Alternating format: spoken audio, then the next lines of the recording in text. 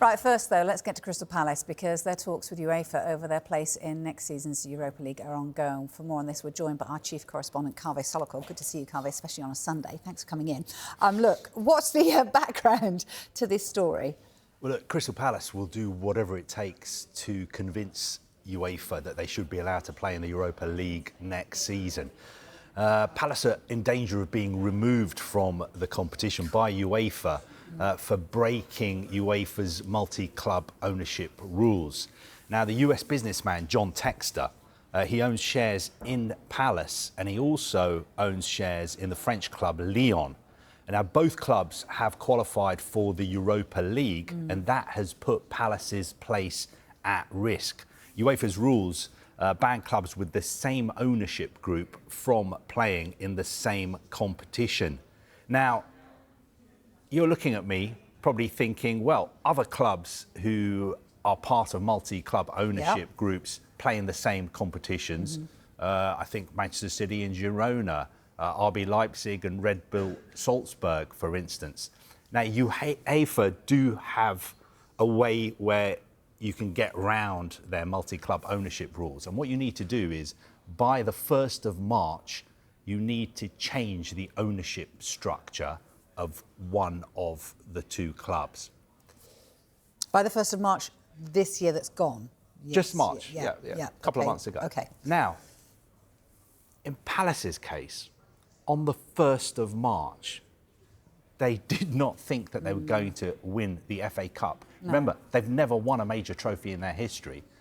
They didn't think they were going to win the FA Cup and qualify for the Europa League. Also, it looked very, very unlikely that Lyon would get into the Europa League. They've only got in because of a series of unforeseen circumstances. They only finished 6th in the French First Division, I think on goal difference, on the final day of the season, because Strasbourg let in a last-minute equaliser. Even then, finishing 6th didn't get you into the Europa League. They got into the Europa League because PSG won the French Cup.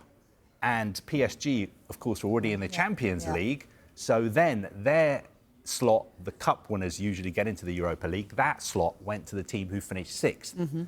And that was Lyon. And that's like how Lyon... Our Premier League has gone a little bit. So lots of shuffling because of certain teams winning cups. Exactly. So I think Palace's point is this was not done on purpose. No. It was a simple technical administrative error and we can fix it as soon as possible. We can do whatever UEFA want us to do to make sure we comply with the regulations so that we can play in the Europa League. OK, so, I mean, obviously, Palace fans, this is the worst possible news for them this morning. So are those their only arguments? You know, how do they see it in terms of Palace? Well, Crystal Palace's executive chairman, Steve Parish, and also John Textor, went to a meeting at UEFA's headquarters in Nyon in Switzerland on Tuesday. And I believe they made a very compelling case about why Palace should be allowed to play in the Europa League. They told UEFA that John Textor personally owns, I think, around 30% of the shares in Crystal Palace.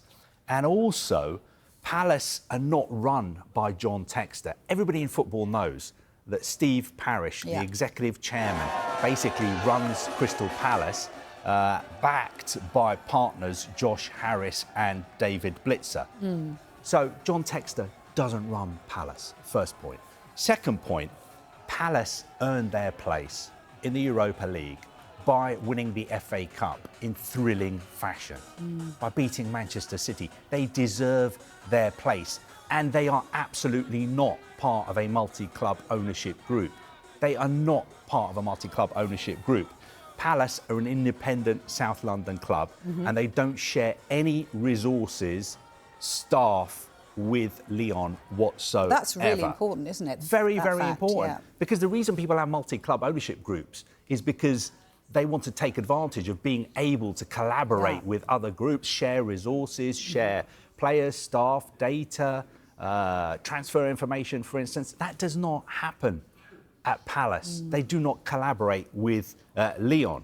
Also, I think John Textor wasn't in a position to be able to foresee this happening because of the reasons we've just outlined.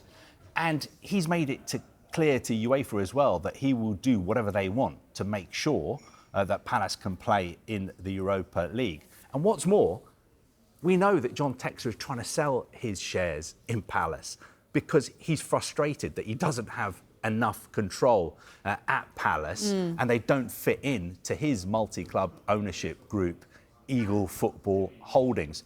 There's a good column about this in the Telegraph today by Sam Wallace, and he makes the point that in football circles, everybody jokes that John Textor has the most expensive season ticket in the Premier League because he owns a share of Palace, but he doesn't really have a say in it. It's just like having a season ticket because basically everybody in football knows Steve Parish is the real power and the one person who really makes the decisions at Crystal Palace and runs the club. It's interesting, isn't it? You know, the fact that Palace have mentioned the fact that they beat Manchester City, you know, who were, you know, the Champions League winners for however many seasons, a few seasons ago.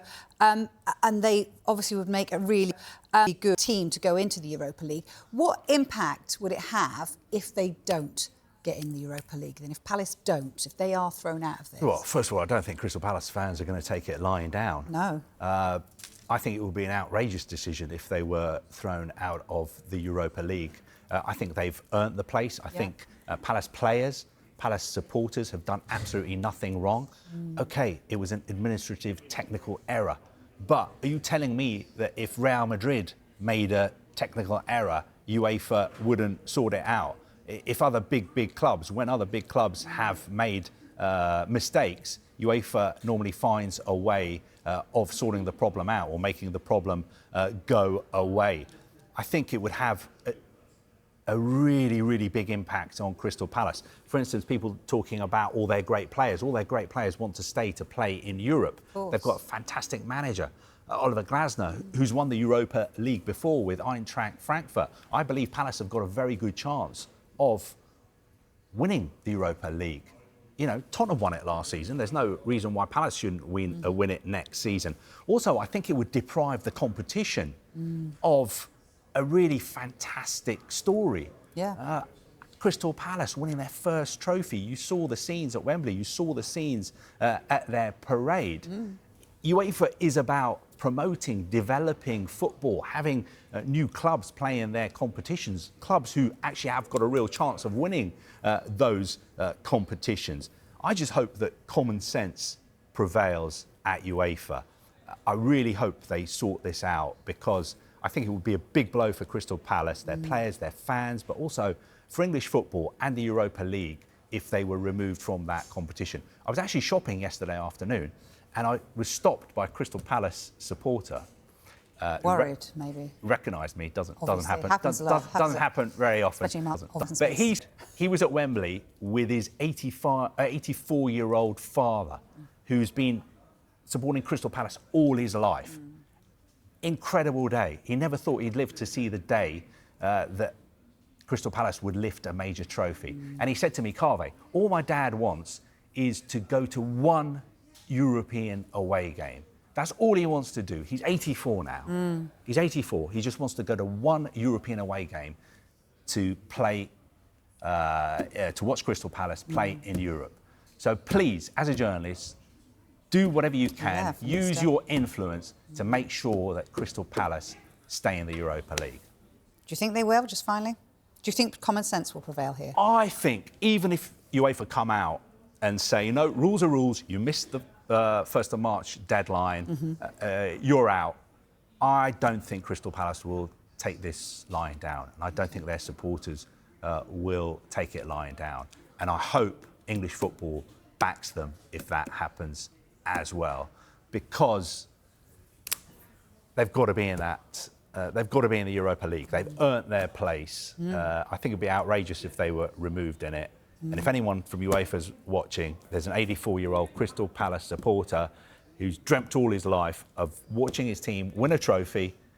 He got that at Wembley, and he's got one more dream, and that's to go to a European away game and watch his team.